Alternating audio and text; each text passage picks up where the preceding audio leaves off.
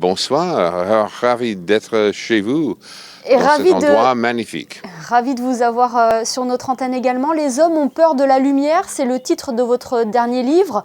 Il est présenté comme un livre choc. Vous êtes d'accord avec cela ? C'est un livre très actuel, c'est un roman noir. L'action se trouve à Los Angeles, mais ce n'est pas un Los Angeles des plages ou des piscines. C'est un Los Angeles de la classe moyenne sous les yeux d'un chauffeur d'Uber. Et franchement, en fait, on peut le lire comme un roman noir, mais aussi comme une histoire familiale, mais aussi comme, en fait, franchement, un roman très actuel au sujet, en fait, des divisions dans la société américaine, mais dans toutes les sociétés aujourd'hui. Et un des sujets centraux du roman, c'est l'avortement. Oui, parce que dans ce roman, vous pointez du doigt les dérives de la société américaine. L'avortement, il en est grandement question actuellement aux États-Unis. C'est pas terrible, en fait. C'est difficile d'imaginer qu'on est en 2022 et la question d'avortement est soudainement pertinente. C'est sûr qu'à la fin de l'été, en fait, la loi fédérale pour garantir le droit d'avortement sera dans le passé. Et ça, c'est pas terrible. Et ça va créer une grande division chez nous aux États-Unis. Mais en fait, on est au milieu d'une guerre culturelle depuis 40 ans aux États-Unis et voici le résultat. Au-delà de l'intrigue, du suspense qu'il y a dans vos livres, vous nous emmenez à chaque fois au questionnement, que cela soit là sur l'Amérique, les relations hommes-femmes, l'humanité. Vous nous entraînez réellement à la réflexion sur notre monde. C'est ça qui fait la force de vos romans, Douglas Kennedy ? Le truc pour moi, j'adore le fait qu'il y a des universitaires de Sciences Po et Paris 4 qui lisent mes romans, mais aussi ma concierge. Et je pense que ça, c'est superbe.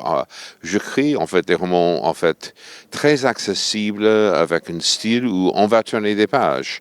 Et on sera, j'espère, transporté par la narration. En même temps, en fait, oui, je fais des critiques sociales et beaucoup de réflexions au sujet de la vie et surtout au sujet du couple et la famille. Parce que tout le monde commence dans une famille, c'est central de la littérature occidentale depuis les Grecs.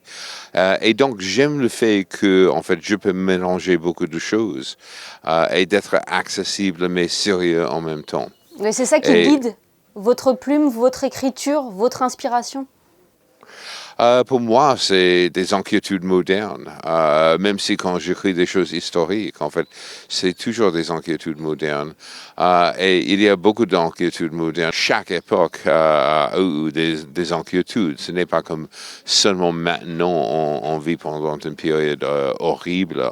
Il y a des choses très difficiles maintenant, surtout après le Covid, surtout avec une guerre en Europe maintenant, surtout avec l'ombre en fait d'extrême droite partout.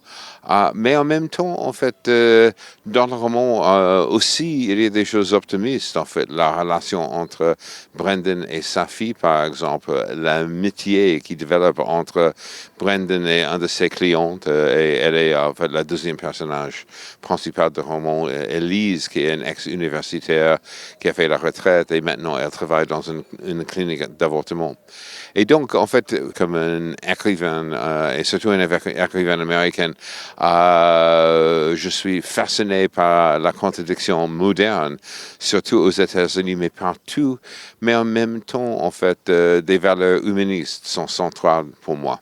Les hommes ont peur de la lumière est votre 25e roman. S'il fallait choisir un livre parmi tous les ouvrages que vous avez écrits, lequel serait-il ? Oh non.